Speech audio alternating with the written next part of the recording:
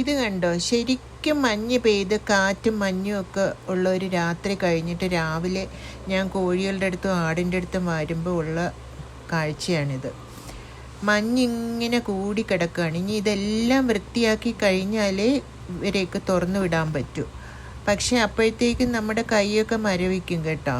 കണ്ടോ, കോഴിയുടെയൊക്കെ പാത്രങ്ങളും എല്ലാം മഞ്ഞ് കയറി കിടക്കുകയാണ്. കോഴികളൊക്കെ കൂട്ടിനകത്താണ്. ഇനി ഇതെല്ലാം വൃത്തിയാക്കിയിട്ട് എനിക്ക് തുറന്നു വിടാൻ പറ്റൂ. അതിനു മുമ്പ് ഞാൻ പട്ടികളെയൊക്കെ ഒന്ന് തുറന്നു വിടും. കാരണം ഈ സമയത്ത് വേറെ മൃഗങ്ങളൊക്കെ തീറ്റ അന്വേഷിച്ച് വരും. അപ്പോൾ വല്ലതുമൊക്കെ പതുങ്ങിയിരിക്കുന്നുണ്ടോ എന്ന് അറിയാനാണ് ഞാൻ ഈ പട്ടികളെയൊക്കെ തുറന്നു വിടുന്നത്. അവന്മാർ പോയെന്ന് കറങ്ങിയേച്ച് വന്നു കഴിയുമ്പോൾ നമുക്ക് മനസ്സിലാവുമല്ലോ. ഇവിടെ ഈ കുറുക്കനും ചെന്നായ്ക്കളും ഒക്കെ ഉണ്ട്. ഇവന്മാരുടെ കുര കൊണ്ട് അവർ സാധാരണ ഇങ്ങോട്ട് അടുക്കാറില്ല. പിന്നെ ദേ ഈ മഞ്ഞ് ഇങ്ങനെ ക്ലീൻ ചെയ്യാണ്.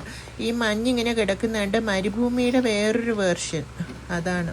പക്ഷേ കൈയും കാലും ഒക്കെ തണുത്ത് മരവിക്കും.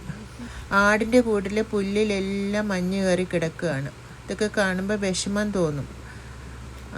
ഈ പാത്രം കണ്ടോ, ഇത് താറാവിനായിട്ടുള്ള പാത്രമാണ്. താറാവ് വെള്ളത്തിൽ മുഴുവൻ മുങ്ങിയിട്ട് പുറത്തോട്ട് ഇറങ്ങുമ്പം അവർ ഇങ്ങനെ ഫ്രീസായി പോകും. അതുകൊണ്ടാണ് ഇങ്ങനെ 2 പലക വെച്ചിരിക്കുന്നത്. അപ്പോൾ അവർക്ക് അതിൽ നിന്ന് കുടിക്കുക മാത്രം ചെയ്താൽ മതിയല്ലോ, കുളിക്കാൻ പറ്റില്ലല്ലോ.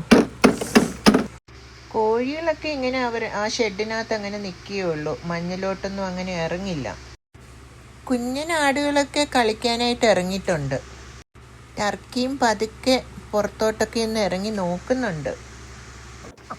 താറാവുകളൊക്കെ ഇറങ്ങിയെങ്കിലും കുറച്ച് കഴിയുമ്പോൾ തിരിച്ചു കയറും. വീഡിയോ ഇഷ്ടപ്പെട്ടെങ്കിൽ സബ്സ്ക്രൈബ് ചെയ്യണേ.